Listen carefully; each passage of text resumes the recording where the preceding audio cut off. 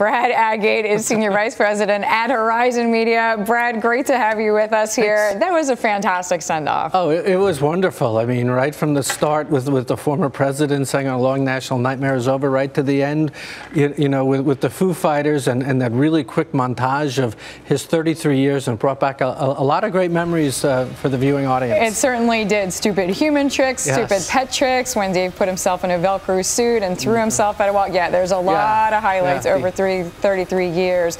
As far as just how this shakes up the late night scene, I mean, we know Stephen Colbert and David Letterman very graciously said at one point, I want to stop and just say, I think Stephen Colbert is going to do a great job. Couldn't be prouder to turn the reins over to him.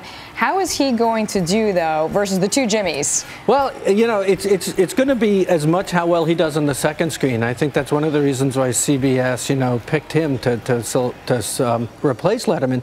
Is, you know, Letterman really didn't have a huge social media following. He didn't really have a big, you know, a lot of hits on YouTube. Well, actually, they were making fun of him quite a bit last night. In fact, one of his writers said the best thing about working for Dave these 30-plus years is he's not really particularly tech savvy, so we ripped off a lot of jokes from the internet Twitter. and from Twitter. Yeah, exactly. Said, and he goes, you didn't do that, really. So I think that's a big part of the selection for Colbert. You know, Colbert spoke to advertisers last week, and he went out of his way to thank, you know, David Letterman and what he's done for 22 years.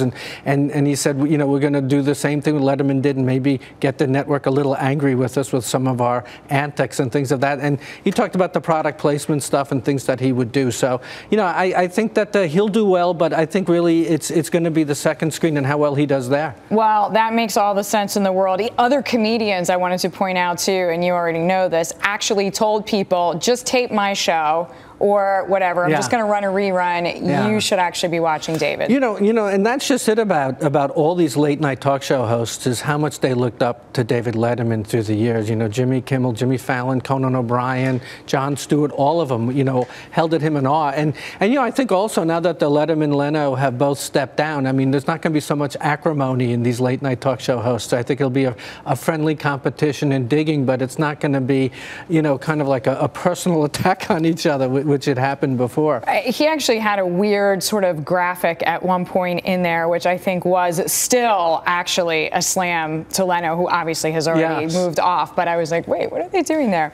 As far as filling Letterman's shoes, I heard you say the social component, really important as far as Stephen Colbert's success goes.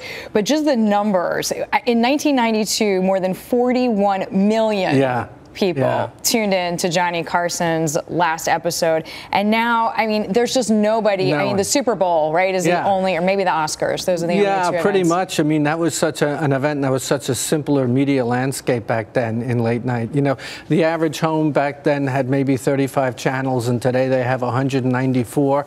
And then you have the streaming component, which some of these late night talk shows have used to their advantage. But really, the biggest problem in late night is how many people are on their DVR.